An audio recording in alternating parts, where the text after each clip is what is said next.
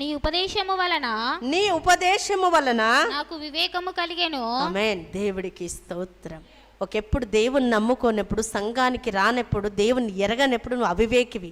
దేవుని సన్నిధికి వచ్చిన తర్వాత దేవుని మాటలు వింటూ, దేవుని సన్నిధిలో ప్రార్థిస్తూ, పరిచర్యలో వాడబడుతున్న నీవు, దేవుడు అంటున్నాడు కదా ఇక్కడ ఏమన్నాడు, నీ ఉపదేశం వల్ల నాకేం కలిగింది అంటే, ఒకెప్పుడు మంచేదో చెడేదో తెలియని జీవితం జీవిస్తున్నావు, తప్పేదో రైట్ ఏదో తెలియని జీవితం జీవిస్తున్నాం కదా.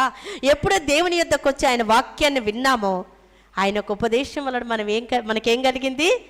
వివేకం. అంటే ఎవరితో ఎలా మాట్లాడాలి, ఎలా మాట్లాడకూడదు, ఎలా నడవాలి, ఎలా నడవకూడదు, ఎలా వస్త్రాలు ధరించాలి, ఎలా ధరించకూడదు, కుటుంబానికి వచ్చినప్పుడు ఎలా ఒకరిని ఆహ్వానించాలి, అన్నీ కూడా దేవుని యొక్క ఉపదేశం ద్వారా నీకేం కలుగుతుందట? వివేకము కలుగును అంటాడు. హల్లెలూయా.